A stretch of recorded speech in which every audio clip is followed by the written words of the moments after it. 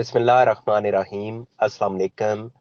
वरासत के हवाले से अक्सर क्वेश्चंस पूछे जाते हैं, तो इसमें फ़नी सिचुएशन बाज़ औक़ात ये बनती है कि किसी को अगर बताया जाए कि आपका शेयर नहीं बनता या आपका शेयर कम बनता है, जो आप समझ रहे हैं उससे कम है आपका शेयर, तो वो आगे से ऑब्जेक्शन करते हैं कि मेरा शेयर आप कैसे कम कर रहे हैं। तो जनाब बात यह है कि मैं तो किसी का शेयर नहीं कम कर सकता। जो इस्लाम ने असूल बयान किए हैं उन्हीं की रोशनी में ये शेयर्स डिटरमिन किए जाते हैं। वो कम हो या ज्यादा हो, उस पे आप ना तो जाहिर बात है ऑब्जेक्शन कर सकते हैं, ना ही उससे अगेंस्ट आप अपना शेयर ले सकते हैं। रीजन ये है कि ये कानून इस्लाम ने दे रखा है, उसको स्ट्रिक्टली फॉलो किया जाना है। अब यहां मैं चंद ऐसे रिश्ते बयान करता हूं कि जिनकी मौजूदगी में जो दीगर लोग हैं वो विरासत में कुछ भी नहीं ले सकते। अब इन रिश्तों में कौन कौन आते हैं, तो आप ये समझ लें कि जब मुतवफ़ी का बेटा मौजूद हो तो फिर मुतवफ़ी के बहन भाई वो फारग हैं, उनकी तरफ कोई प्रॉपर्टी नहीं जाएगी। अगर मुतवफ़ी की सिर्फ बेटी मौजूद है, एक है या दो है या तीन है, जो भी तादाद है, बेटा नहीं है, तो फिर मुतवफ़ी की प्रॉपर्टी उसके बहन भाइयों की तरफ जा सकती है। बेटे की मौजूदगी में बहन भाई कंप्लीटली महरूम होगे। अब आ जाए मुतवफ़ी का अगर बाप जिंदा है, एक शख्स फोत हुआ है, उसका वालिद अभी जिंदा है, अब मुतवफ़ी की प्रॉपर्टी है, तो वो प्रॉपर्टी अगेन अगर उसके बहन भाई हैं तो बहन भाइयों की तरफ कुछ भी नहीं जाएगा, क्योंकि ऊपर बाप अभी जिंदा है।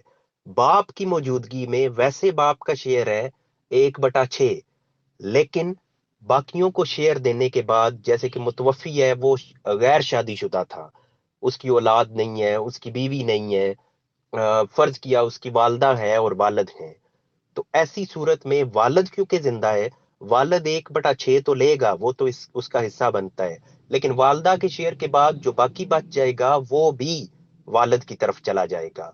अब अगर मुतवफ़ी के बहन भाई थे तो अगेन बहन भाई महरूम हो गए। अब बेटा था तब भी बहन भाई महरूम, वालिद जिंदा है फिर भी बहन भाई महरूम हो गए। अब आ जाए कि वालदैन भी नहीं है, औलाद भी नहीं है, एक शख्स फोत हो गया है। अब आ जाते हैं बहन भाइयों की तरफ।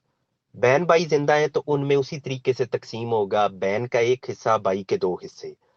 अब अगर एक भाई उसका पहले फोत है और उसकी औलाद आगे मौजूद है, उसकी औलाद में मतलब भतीजे वगैरह मौजूद हैं, लेकिन अब देखा जाएगा अगर उसका एक भाई जिंदा है तो फिर वो भतीजे जो हैं वो फारग, जो उसका भाई पहले फोत हो चुका है उसकी औलाद को कुछ नहीं मिलेगा, क्योंकि मुतवफ़ी का एक भाई जिंदा है।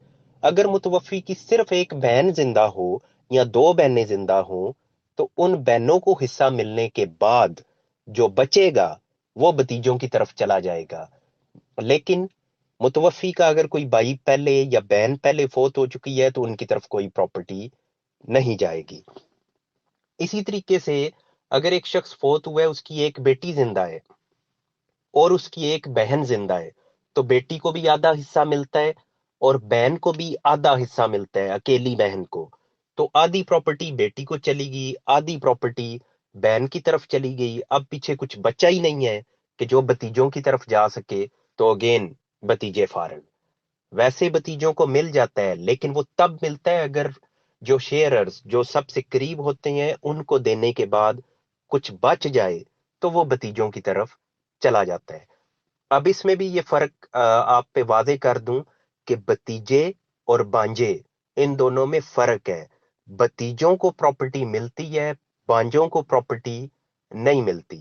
यहां एक और आपके सामने बात रखूं जो आपके लिए शायद बड़ी शॉकिंग हो, क्योंकि आमतौर पे जो करीब तरीन के रिश्तेदार हैं उनकी तरफ प्रॉपर्टी जाती है, लेकिन एक मुतवफ़ी है, वो फोत हुआ तो उसकी बहन का बेटा मौजूद है। बहन फोत हो चुकी थी पहले ही, लेकिन बेटा मौजूद है, यानी मुतवफ़ी का भांजा। अब और कोई रिश्तेदार नहीं है, हम फर्ज करते हैं कि उसका भांजा मौजूद है और एक उसका दूर का रिश्तेदार है। वो दूर का रिश्तेदार कौन है?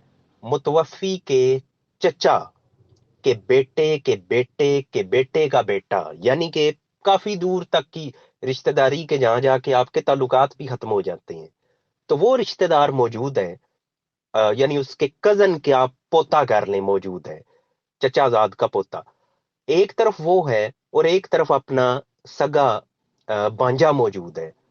अब इस मुतवफी की प्रॉपर्टी बांजे की तरफ यानी बहन के बेटे की तरफ नहीं जाएगी, बल्कि वो जो दूर का एक रिश्तेदार बताया है, कजन का पोता, वो प्रॉपर्टी उसकी तरफ चली जाएगी।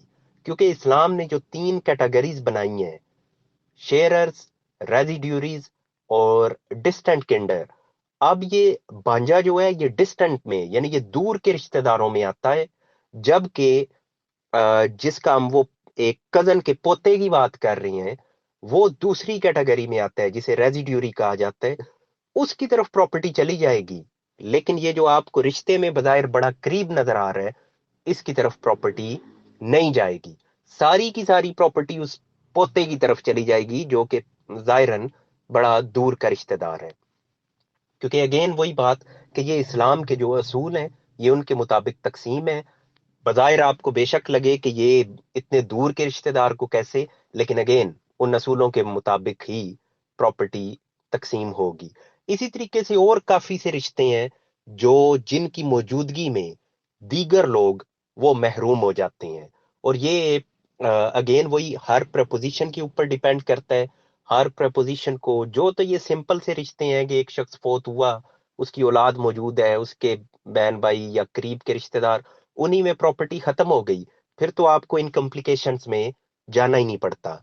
लेकिन ये आमतौर पे तब सूरत हाल पैदा होती है जब एक शख्स लावल्द यानी उसकी औलाद नहीं है और वो फोत हो गया है। फिर आपको ये देखना पड़ता है कि अब इसके कौन कौन करीब के रिश्तेदार हैं और कौन कौन इसकी वफात के वक्त जिंदा थे। सबसे इंपॉर्टेंट ये होता है कि उसकी वफात के वक्त कौन जिंदा था। उन्हीं के मतलब उन्हीं में ही वो प्रॉपर्टी तकसीम होती है। अगर कोई पहले फोत हो गया तो वो तो वैसे ही महरूम है। जो उसकी वफात के वक्त जिंदा थे उनको फिर आपने कंसिडर करना होता है कि कौन असूलों के मुताबिक इस प्रॉपर्टी में अपना हिस्सा लेगा। ये भी वादे कर दूं, चाहे आपकी ये प्रॉपर्टी मनकूला है या गैर मनकूला, यानी कि चाहे ये जमीन है या ये कैश की सूरत में है, अगर ये पैसे भी हैं तो तब भी इन्हीं असूलों के मुताबिक वो रकम भी तकसीम होगी। और अगर ये इमूवेबल प्रॉपर्टी है, जायदाद है, जमीन है, मकान है, तो वो भी इन्हीं असूलों पे तकसीम किया जाएगा। तो ये चंद बातें थी जो सवालात की रोशनी में मैंने आप तक पहुंचाने की कोशिश की। बाकी इंशाल्लाह फिर